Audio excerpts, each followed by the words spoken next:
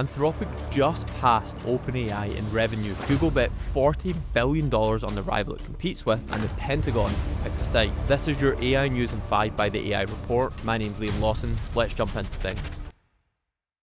Also, just a note, I am Scottish. I am working on the accent. I hope this is understandable. So starting with our first story here. Last week, we covered the Pentagon labeling Anthropic a supply chain risk. This week, the Pentagon told us who they trust instead. Google and the Department of Defense signed a classified agreement on Monday, giving the Pentagon access to Google's Gemini models for, quote, any lawful government purpose, including classified workloads. That puts Google alongside OpenAI and xAI as official AI suppliers for sensitive defense work, a club that Anthropic was just publicly removed from. Here's where the friction lies. More than 700 Google employees signed a letter to CEO Sundar Pichai this week demanding the company refuse classified workloads. Google signed anyways. The takeaway for enterprise leaders is this: government procurement is a new battleground for AI credibility. When the Pentagon picks a favorite vendor, every Fortune 500 buyer pays attention. Google just locked in a moat that competitors cannot easily replicate. Now on with our second story. So this one's also to do with Google. So they just announced plans to invest up to $40 billion in Anthropic. Yes, Anthropic that we just spoke about. $10 billion in cash,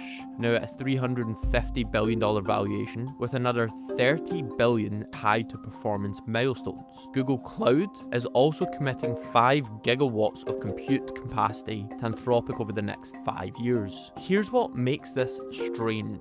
Google sells Gemini, Anthropic sells Claude, and Google is now the largest single backer of its biggest model competitor. Another backer of Anthropic recently was Amazon, who also put in $5 billion.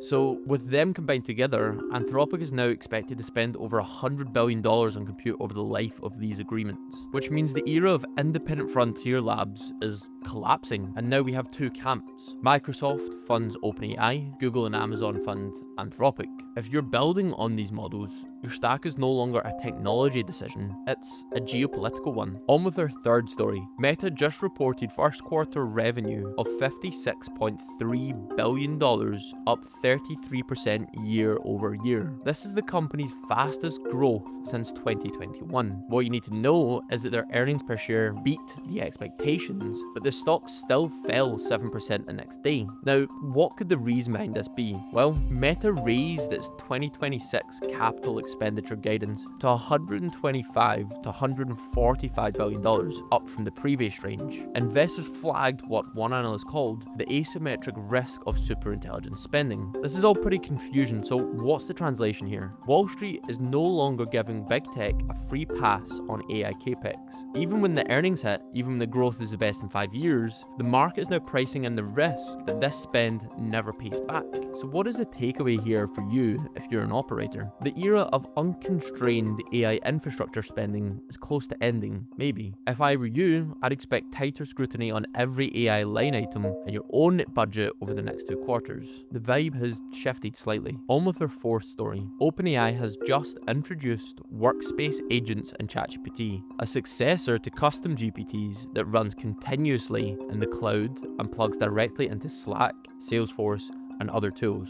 Custom GPTs, which was the product that OpenAI launched in 2023, are being deprecated for business accounts on August 26, 2026. So what's really the difference here? Well, custom GPTs were chat personas. They needed a human to start every interaction. Workspace agents can run autonomously, they can execute multi-step workflows, and they respect the permissions of the team that deployed them. Workspace agents are free now until May 6th, after which OpenAI is going to shift to credit-based pricing. So here's the uncomfortable question for anyone who built a custom GPT-based product. You now have 4 months to migrate, and the new product is metered, not flat rate. So what are you going to do now that your unit economics has changed? This whole chat-based AI era is now officially in maintenance mode. It's all about the agentic era. Now I want to move on to our fifth and final story. We spoke a little bit about this earlier, but I want to dive deeper. So as I mentioned, Anthropic's annualized revenue hit $30 billion in April. Competitively, OpenAI's sits at $25 billion, and for the first time, the challenger is bigger than the incumbent. Without going into the reason, OpenAI also missed surpassed multiple internal targets for the quarter, including its goal of 1 billion weekly active ChatGPT users by the end of 2025.